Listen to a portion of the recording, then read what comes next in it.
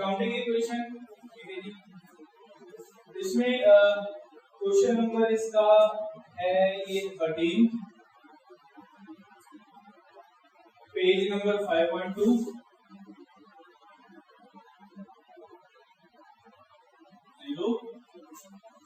Basic इसमें चीजें हम देखेंगे, ठीक है। रघुनाथ की बुक्स हैं, इन द बुक्स ऑफ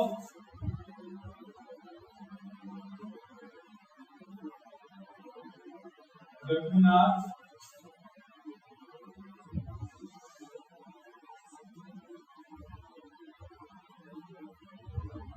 अच्छा ये लिखते क्यों है वैसे? हाँ, बेसिकली ये देखना है कि हम किसकी बुक्स तैयार करने वाले हैं। रघुनाथ जो पर्सन है उसके बुक्स तैयार करने वाले हैं। Subscribe to my channel and also press this bell icon. तो सबसे पहला इसमें गिवन है कि कमेंस किया गया है बिजनेस। कमेंस का मतलब स्टार्ट किया है बिजनेस विद कैश। कितने का विद कैश किया है? 50,000। तो जब भी कोई एसेट वगैरह आ जाए, आपको पता है क्या करना है कि जब भी कोई एसेट वगैरह आ जाए तो एक एसेट में आपने लिख देना है।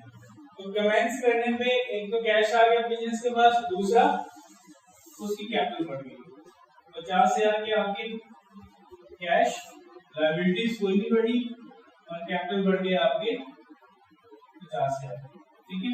और उसके बाद कर देना है इसका टोटल 50,000,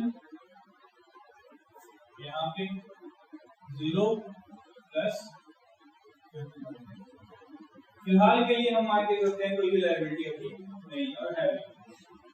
नेक्स्ट है पेड इनटू बैंक। बैंक में 10,000 की वैल्यू दे दी है। Paid into bank for ₹10,000। जैसे ही बैंक में हमने अब क्या किया है कि अपना कैश पड़ा हुआ था हमारे ड्रॉ में और वहां से 10,000 उठाए और बैंक में अकाउंट खुला हुआ है और अकाउंट में जाके हमने उसको जमा कर दिया। जब जमा कर दिए तो आपने क्या किया, अपना बैंक वाला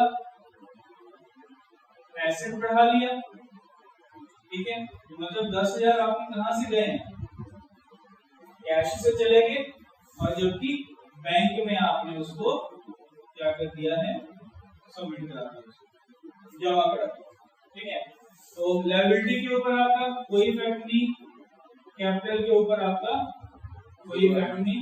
क्यों? क्योंकि आपने जस्ट यहां से पैसा उठा के, कैश में से उठा के बैंक में रख दिया।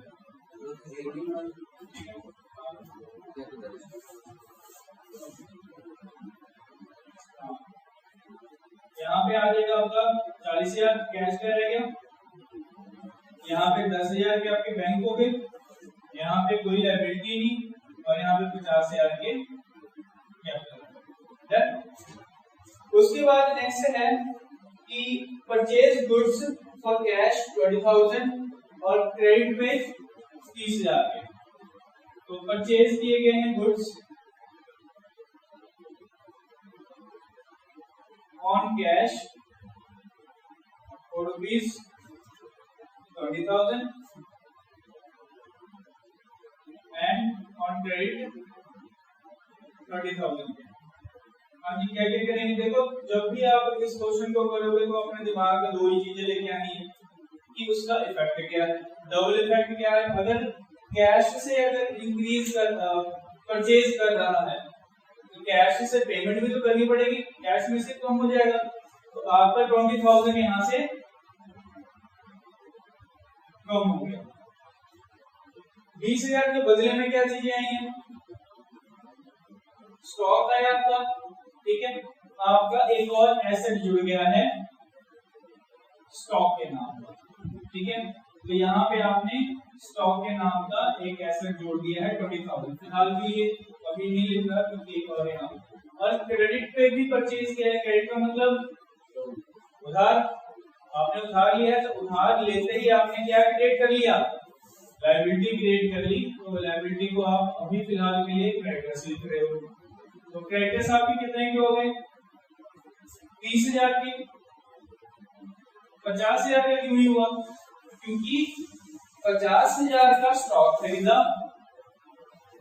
जिसमें से 20,000 की पेमेंट कर दी, 30,000 के आपके लायबिलिटी हो।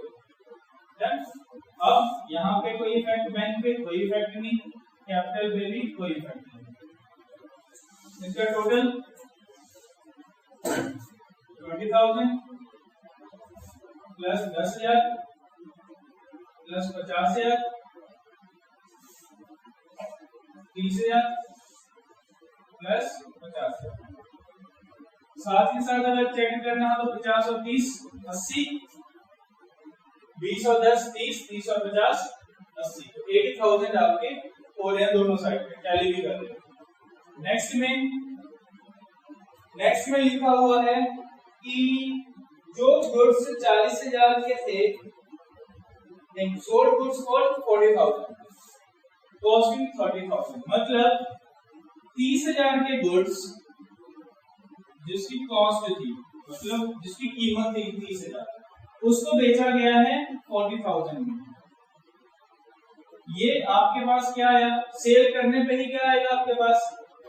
पैसा आ गया। बदले में आपने क्या दिया? अपने स्टॉक दे दिए। तो स्टॉक आपने 30,000 के दिए हैं, पैसा आपको 40,000 का है। तो ध्यान रखना, जब भी आपको कहीं पे भी इंक्रीमेंट होता है, increment in the sense profit हो गया, इनकम हो गई, कोई लेन देन पे, जैसे यहाँ पे भी हमें स्टॉक के लेन देन पे कुछ फायदा हो रहा है, ऐसे मशीनरी के भी या किसी एसेट के लेन देन पे भी आपको फायदा या नुकसान हो सकता है। अगर आपकी बढ़ोतरी हो रही है, इंक्रीमेंट हो रहा है, तो आप कैपिटल में ऐड कर दोगे। अगर आपका डिक्रीमेंट हो रहा है, मतलब डिक्रीज हो रहे हो, लॉस हो रहा है आपका, तो कैपिटल में से आप क्या कर दोगे? माइनस कर दोगे। ठीक है, तो यहाँ पे 30,000 की चीजें जा रही हैं, 40,000 की चीज आ रही है, तो 10,000 का फायदा, 10,000 का फायदा आप क्या कर दोगे? कैपिटल में इसको ऐड कर दोगे, क्योंकि फायदा है। ठीक है, तो लिखेंगे क्या कि सोल्ड गुड्स फॉर कैश। ठीक है, तो कैश में कितना आ जाएगा आपका? 40,000।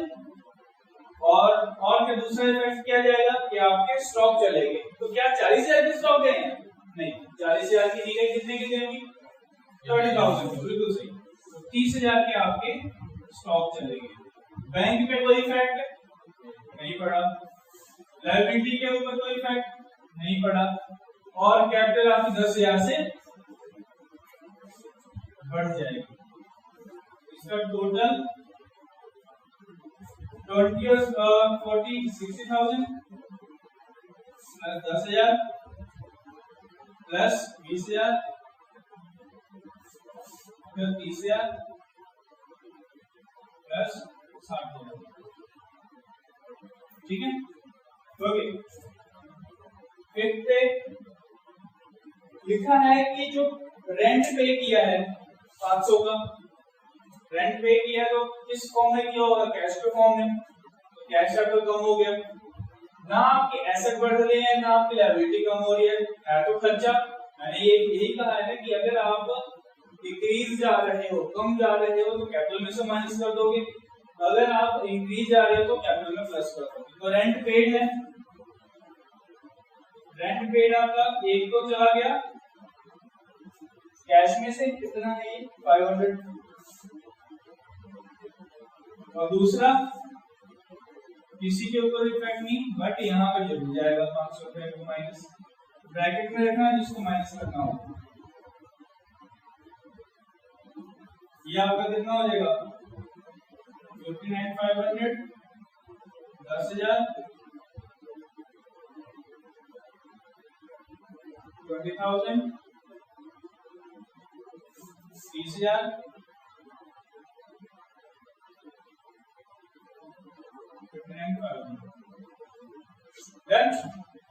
उसके बाद आ जाओ 6 पे लिखा हुआ है कि रेंट आउटस्टैंडिंग है। आउटस्टैंडिंग का मतलब ये नहीं तो क्या किया हाँ आउटस्टैंडिंग है रेंट, ठीक है तो हमारा खर्चा, अगर खर्चा है तो आपको क्या कभी ना कभी तो देने पड़ेंगे, तो कैपिटल में से माइनस करोगे, बट कैश पे कोई इफेक्ट नहीं पड़ेगा, क्यों? क्योंकि अभी पैसे दिए ही नहीं। तो अगर आउटस्टैंडिंग है तो याद होगा लायबिलिटी में हमने क्या कहा था कि आउटस्टैंडिंग भी कोई एक्सपेंस हो वो हमारे क्या बन जाते हैं, लायबिलिटीज बन जाती हैं। तो यहाँ पे क्या लिखेंगे आउटस्टैंडिंग, शॉर्ट फॉर्म लिख रहा हूं आउटस्टैंडिंग क्या है, वेजेस रेंट, ठीक है कितने के, तो 100 रुपए का, इसमें कोई इफेक्ट नहीं, इसके ऊपर भी नहीं, इसके ऊपर भी नहीं। लायबिलिटीज में आप क्या लिखोगे, आउटस्टैंडिंग रेंट लिखोगे, ठीक है तो ये 30,000 का प्लस 100 रुपए,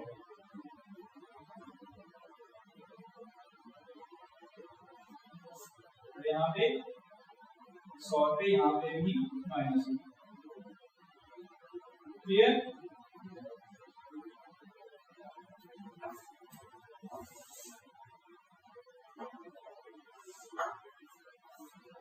फाइव 9,500 10,000 के 20,000 30,000 100 कौन सा ये आउटस्टैंडिंग रेंट वाला है, ठीक है जी 59। उसके बाद सेवंथ पे लिखा है कि एक फर्नीचर बाय किया है क्रेडिट पे मतलब उधार, तो क्या कैश के ऊपर कोई इफेक्ट आएगा? कौन से दो पे आएगा, फर्नीचर और क्रेडिट, ठीक है तो फर्नीचर हमारे क्या है, एसेट्स, तो फर्नीचर भी एक आपके एसेट में जुड़ जाएंगे, क्लियर? और क्रेडिटर्स में आप ऐड कर दोगे, ठीक है उसी में आप ऐड कर सकते हो। तो परचेज फर्नीचर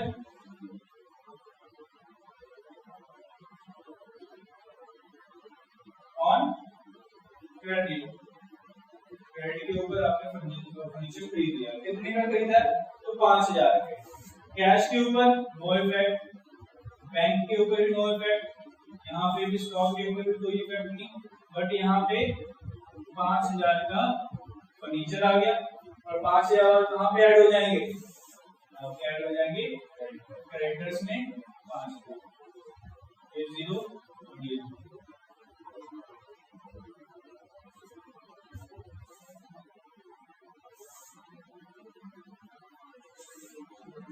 9,500 10,000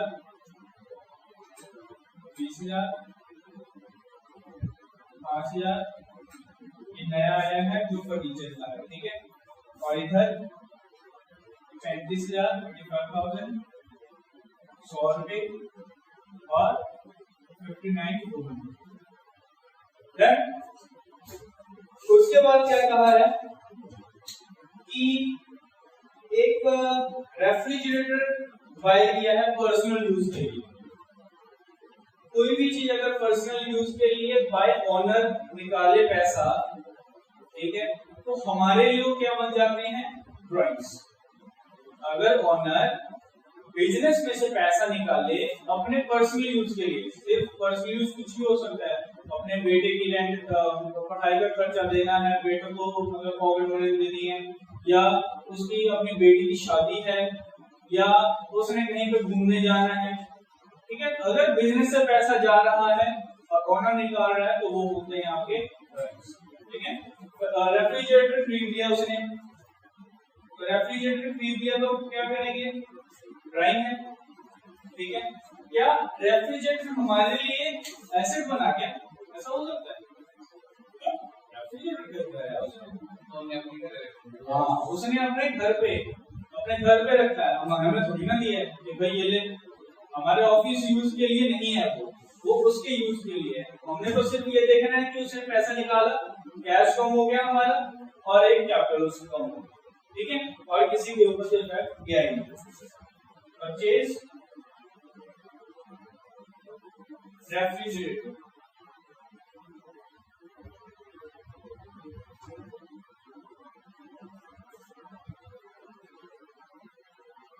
कितने का देगा? 5,000। डन। तो कैश उसका कम हो गया 5,000 से, और बाकियों के ऊपर तो कोई इफेक्ट पड़ा ही नहीं, यहाँ पे पड़ा है 5,000 के उसके कम हो गए हैं क्या कैपिटल, ठीक है। तो ये हो जाएगा 54,500, ये हो जाएगा 10,000, ये हो जाएगा उसका 20,000, ये हो जाएगा उसका 5,000, और यहाँ पे 35,000 और 100 रुपए, और यहाँ पे 54। डन। लास्ट में गिवन है कि परचेज किया है मोटरसाइकिल फॉर कैश, कैश पे उसने मोटरसाइकिल परचेज कर लिया।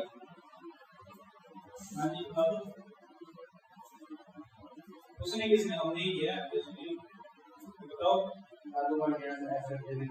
एसेट में आएगा? बताओ भाई, बोलो। बिल्कुल आएगा, क्योंकि ये थोड़ी ना कहा है कि पर्सनल यूज के लिए, ठीक है। तो एसेट में आ जाएगा आपका मोटरसाइकिल,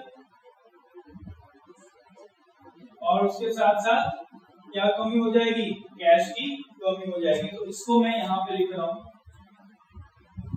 इसी चीज को, ठीक है। तो इस फॉर्म में मैं सिंपल लिख देता हूं, तो यहाँ पे लिख देता हूं क्या है, बाय परचेज किया है मोटरसाइकिल, ठीक है। कितने का खरीदा है? 20,000 का। 20,000 आपके कैश में से माइनस, बाकियों के ऊपर कोई इफेक्ट नहीं, बट यहाँ पे क्या हो जाएगा? 20,000 की आपके मोटरसाइकिल, ठीक है। इसका आंसर 34,500 कैश में, बाकी का ये सेम 20,000, 50,000 सेम, 20,000 एक, और बाकी ये सारा, ठीक है।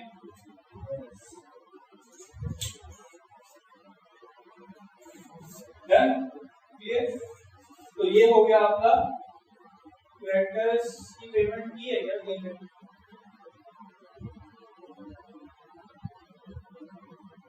नहीं, ठीक है।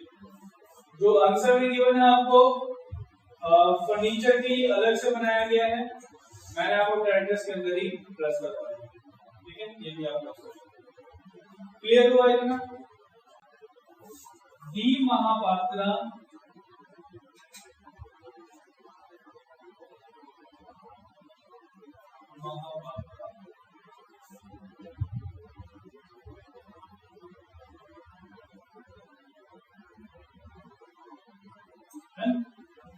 डी महापात्रा की बुक्स हैं। सबसे पहले गिवन है कि उसने कमेंस किया बिजनेस, स्टार्ट किया कैश से, चेक से, गुड्स से, मशीनरी से और फर्नीचर से, बहुत सारी चीजें ले आया भाई। तो कमेंस बिजनेस, क्या क्या लेके आया? कैश लेके आया, और बैंक लेके आया, स्टॉक लेके आया क्या? नहीं, मशीनरी लेके आया ये अंदर, और स्टॉक, हाँ स्टॉक भी लेके आया, ठीक है। और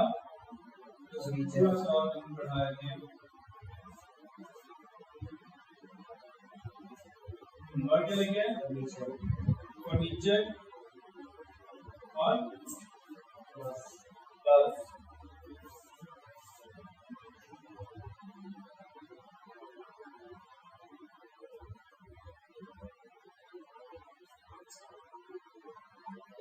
या की लायबिलिटीज,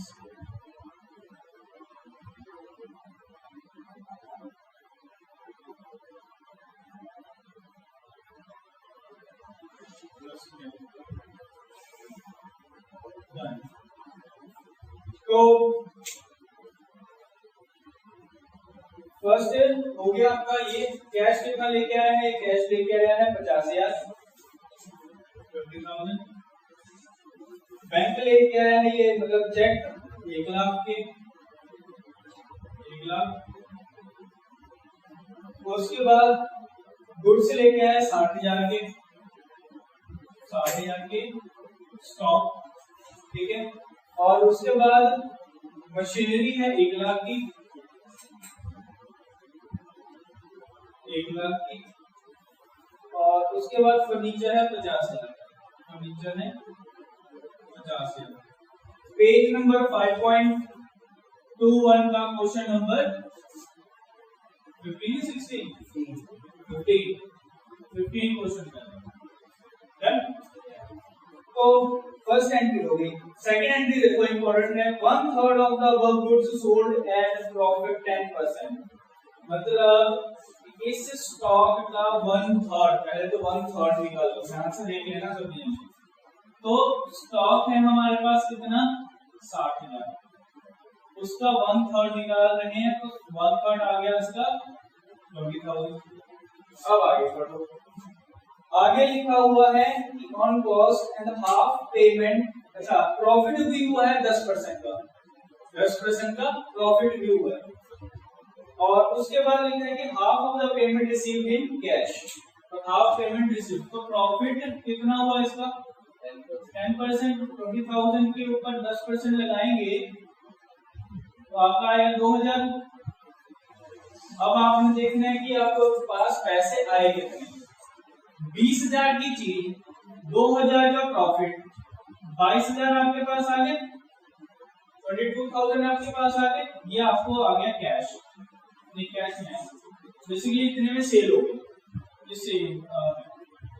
इसमें से कहा गया है कि 11,000 रुपए मतलब half of the payment received in cash and rest of half of the amount becomes our debtors. जब कोई चीज हम सोल्ड कर दें किसी चीज के मतलब क्रेडिट पे, तो हमारे क्या बन जाते हैं डेटर्स बन जाते हैं, ठीक है।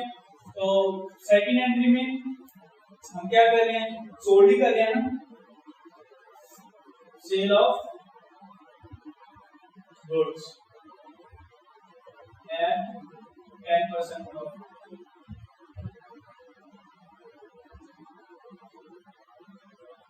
ठीक है जी।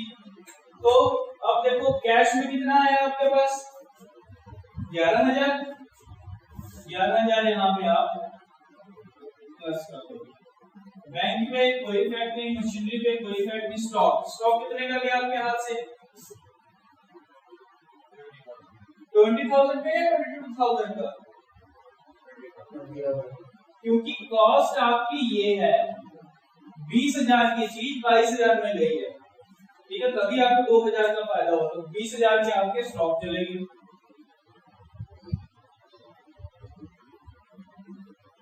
ठीक है। फर्नीचर के ऊपर कोई इफेक्ट नहीं, लायबिलिटीज आपकी बढ़ी क्या। अच्छा, एक यहाँ पे एसेट बढ़ेगा क्या, डेटर्स कितने के 11,000 के डन। और लायबिलिटीज आपकी बढ़ी क्या कोई नहीं, कैपिटल आपके, जैसे कैपिटल का ये वाला कॉलम खाली जाएगा 50,000 plus 1 lakh plus 1 lakh load ढाई, और इधर कितना आ जाएगा 3,60,000 और ये भी आपका कुछ नहीं। हाँ नहीं, कैपिटल में एक चीज रहती है, कौन सी बताओ 2,000। क्यों, क्योंकि हमने पहले भी बात की अगर कोई बढ़ोतरी होगी तो वो कैपिटल में उसका इफेक्ट दिखेगा, ठीक है। इन सबको टोटल तो 50,000 11,000 कितने हो गए 61,000, 1 लाख के मशीनरी,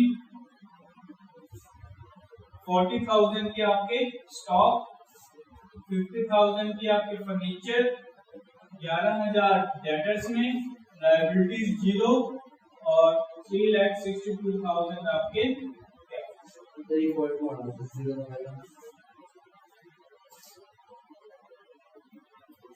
ये उसके बाद मशीनरी के ऊपर डेप्रिसिएशन लगी है 10%। डेप्रिसिएशन का मतलब क्या है, जब भी आप कोई भी मशीनरी यूज करते हो या टूट जाती है मशीनरी तो उसकी वैल्यू कम हो जाती है, उसे हम कहते हैं डेप्रिसिएशन। तो डेप्रिसिएशन मशीनरी के ऊपर 10%, मतलब 1 लाख की मशीनरी है, 10% 10,000। वैल्यू कम हुई है मशीनरी से, कैश तो गया नहीं, ये तो है नहीं कि लॉजिक आपको कैश में हम कोई डेप्रिसिएशन दे रहे हैं कि कैश में नहीं, ये जस्ट हमें ये दिखता है कि वैल्यू कम हो रही है। कोई भी न्यू बाइक आप लेके आओ, 3-4 दिन बाद सेम रेट पे कोई खरीदेगा नहीं, ठीक है। वहीं पे मशीनरी भी है कि 10% वैल्यू इसकी कम हुई है, तो आपकी वैल्यू कैश में नहीं कम हुई, मशीनरी में ही कम हुई, ठीक है। ये एक तरह का आपका एक्सपेंस होता है, और एक्सपेंस कहां पे एडजस्ट होंगे, कैपिटल में।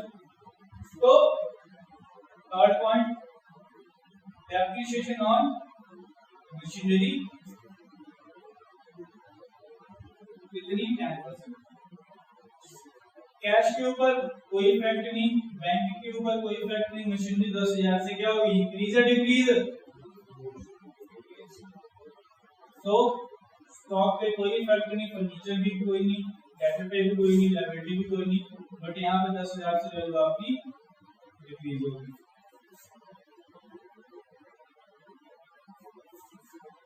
61,000 सेम वैल्यू कैश की, 1 lakh bank, 90,000 machinery, 40,000 stock, 50,000 furniture, debtors 11,000 के, 0 लायबिलिटी और 352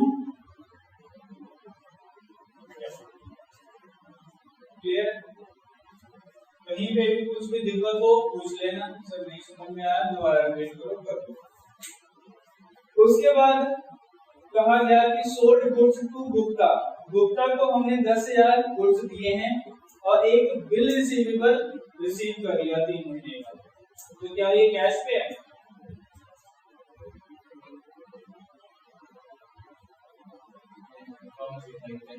प्रॉमिस किया है, कैश में इन्वॉल्व हुआ नहीं है, बट बीआर जरूर है। बीआर में क्या ये एक लीगल फॉर्म होता है, बीआर बिल रिसीवेबल्स, इसमें हमने क्या करना है, हमारे एसेट बढ़ जाते हैं, ठीक है।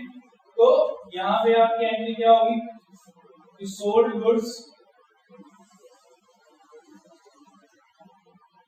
ठीक है, ऑन क्रेडिट कह दो या ऑन बीआर, बिल रिसीवेबल के ऊपर आपने, कैश के ऊपर कोई इफेक्ट नहीं, बैंक कोई इफेक्ट नहीं, मशीनरी कुछ भी नहीं, स्टॉक अब सोल्ड किया है तो कुछ ना कुछ स्टॉक दिया होगा, तो कितने का स्टॉक दिया आपने, 10,000 का, 10,000 का स्टॉक दिया, तो 10,000 आपके स्टॉक में से माइनस हो जाएंगे।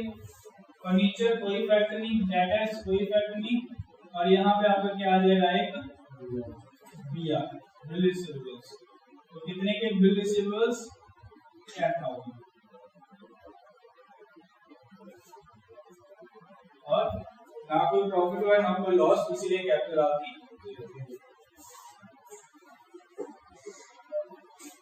तो 61,000 कैश, 1 लाख के बैंक, 90,000 के मशीनरी, 30,000 की आपकी स्टॉक और 50,000 के आपके फर्नीचर, 11,000 डेटर्स, और एक नया क्या आया है, बीआर 352।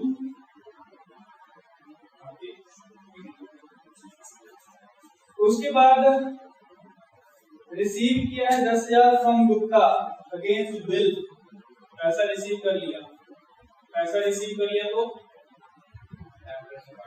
डेटर्स में से माइनस होगा, बीआर कम हो जाएगा और इसमें बढ़ोतरी हो जाएगा कैपिटल में, कैश में क्यों, कैश में कैश ठीक है। रिसीव्ड कैश फ्रॉम बीआर, कितना 10,000 आ गया आपको, प्लस बैंक कोई इफेक्ट नहीं, कोई इफेक्ट नहीं, कोई इफेक्ट नहीं, कोई नहीं, कोई नहीं, बट यहाँ से माइनस हो जाएगा, बस हो जाएगा, यहाँ पे कोई नहीं, यहाँ पे माइनस कितना आ गया ये 51,000, 1,90,000, 30,000, 50,000, 11,000 और यहाँ पे कुछ भी नहीं, जीरो आ जाएगा, इसका तो खत्म ही हो गया ये, और 0 प्लस 352 क्लियर है।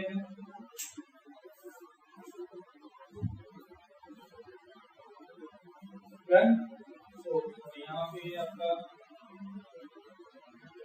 प्लस होना, तो सीड किया है 10,000 प्लस से 10,000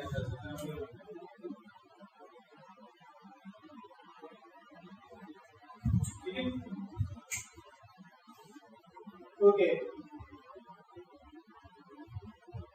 एक तो बीच में हमारा रह गया पॉइंट है आपका 4, मैं यहाँ पे 6 लिखता हूँ। 4 पॉइंट कहता है कि कैश विड्रॉ किया गया है पर्सनल यूज के लिए, दो इफेक्ट बताएं। सिंपल, कैश विड्रॉन फॉर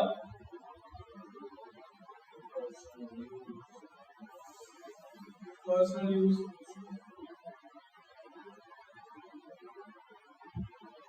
तो 10,000 आपके कैश में से चले जाएंगे और 10,000 आपके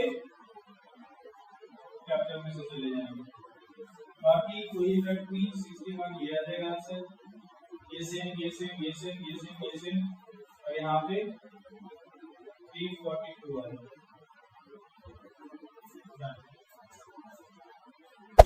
Hey there.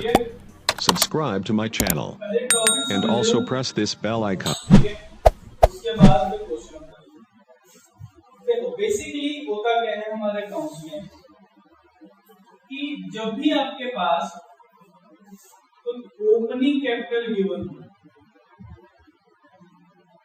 Opening capital in the sense पिछले साल कोई कैपिटल थी, ठीक है, और उसी साल नेक्स्ट ईयर में आपने क्या किया, मूव फर्दर किया। कहने का मतलब मैंने अकाउंटिंग ईयर बताया था आपको, 2019 से 20 तक आपने कुछ कमाया, 20 आते आते कुछ पैसा आपके पास बच गया, तो वो पैसा आप 2020 और 21 वाले में लगाओगे। तो जो पैसा यहाँ पे बच गया, उस चीज से, उसी पैसे से आप स्टार्ट कर रहे हो यहाँ से, उसको हम कहते हैं ओपनिंग कैपिटल, ठीक है।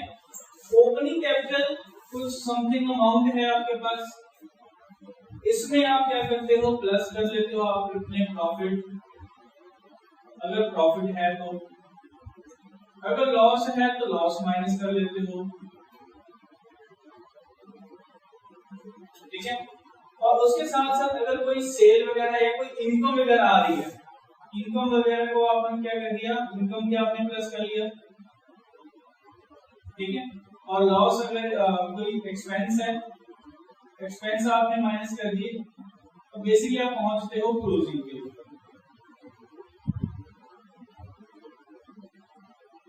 जैसे कि अभी हमने देखा ही है, सारे अकाउंटिंग के क्वेश्चन में लॉस वगैरह, प्रॉफिट वगैरह प्लस माइनस करने के बाद हम कोई लास्ट में तो पहुंचते हैं ना अपने आंसर पे, उस चीज को हम क्या कहते हैं, हमारे क्लोजिंग, ठीक है। उसी बेस के ऊपर ये तो चलो पता लग गया, इसमें आप और क्या ऐड कर सकते हो जो हमने अभी किया है, asset is equals to liabilities plus capital, ठीक है।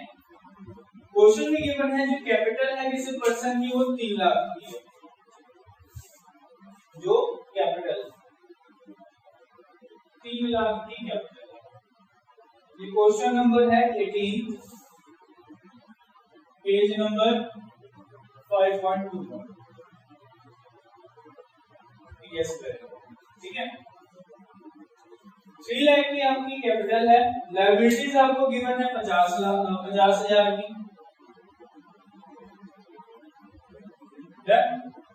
और उसके बाद ये कहा गया है कि 70,000 के लॉस भी हो रहे हैं, 70,000 के लॉस भी हो रहे हैं। बेसिकली अगर यहाँ पे देखो आप तो आपको कितना बना है, 3,50,000 का टोटल एसेट बन रही है, लॉस गिवन है और उसके साथ साथ ये कहा कि टोटल एसेट बताओ। मतलब लॉस गिवन है तो एडजस्ट कहां से होगा, कैपिटल से ही होगा। तो वो कैपिटल आप यहां से क्या कर रहे हो, लॉस को कितना है 70,000 ये कर रहे हो माइनस 3 लाख प्लस 50,000, 3,50,000 माइनस 70,000 कितना हो जाएगा,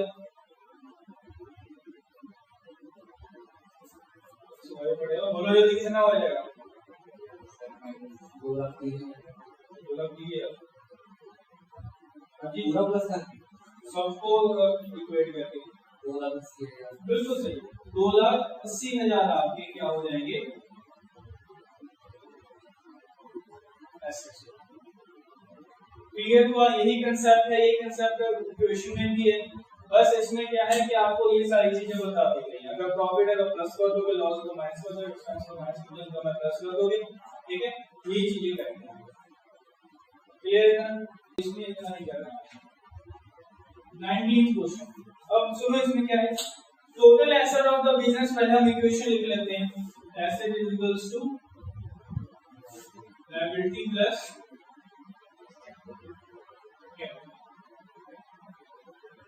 देन, तो एसेट आपको गिवन है कहता है कि 1,30,000, बढ़िया, 1,30,000। अब नेट वर्थ गिवन है, अब नेट वर्थ क्या है, नेट वर्थ का मतलब जब आप अपने एसेट्स में से माइनस कर देते हो लायबिलिटीज को, तो वो आपकी क्या बन जाती है, नेटवर्थ बन जाती है। मतलब एसेट में से लायबिलिटी माइनस कर रखा है तब वो नेटवर्थ, नेटवर्थ है कितनी, तो नेटवर्थ है 80,000।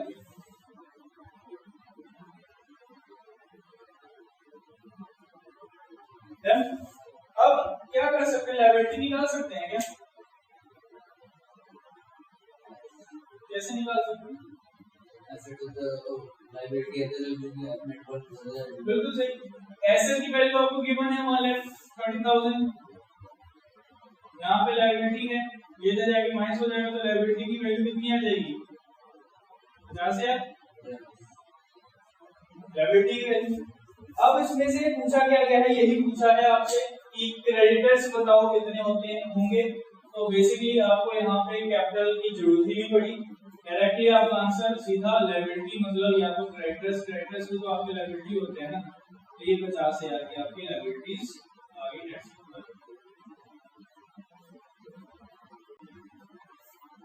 20th क्वेश्चन में क्या है, अगेन 5.21 का ही क्वेश्चन चल रहा है। कहता एक पर्सन है, उसने कमेंस किया है बिजनेस ग्रोथ का, कोई बिजनेस कपड़े का व्यापार है, 1 अप्रैल 2018 में, और कैपिटल उसकी 30,000 की है, मतलब ओपनिंग कैपिटल ये गिवन है। मुझे कैसे पता लगा कि ये ओपनिंग कैपिटल है, क्योंकि डेट गिवन है, और डेट क्या गिवन है 1 अप्रैल, तो 1 अप्रैल अगर बिगिनिंग है तो एंडिंग उसका 31 मार्च होगा, एक साल कभी पूरा होगा ना, तो इसलिए मुझे ये पता लग गया कि ओपनिंग है कि 1 अप्रैल गिवन है, 30,000 की गिवन है, उसमें से उसके बाद ऑन 31 मार्च 2019 को his assets were 50,000 and liability 10,000।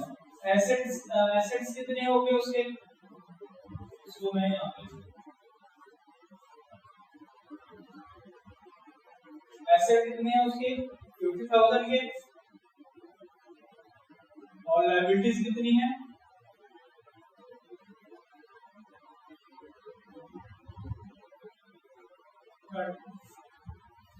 10,000। ध्यान से देखते रहना। Find out his closing capital and profit earn during the year. अब इसमें से आपको बताना है कि प्रॉफिट कितना हुआ और उसकी क्लोजिंग कैपिटल कितनी है।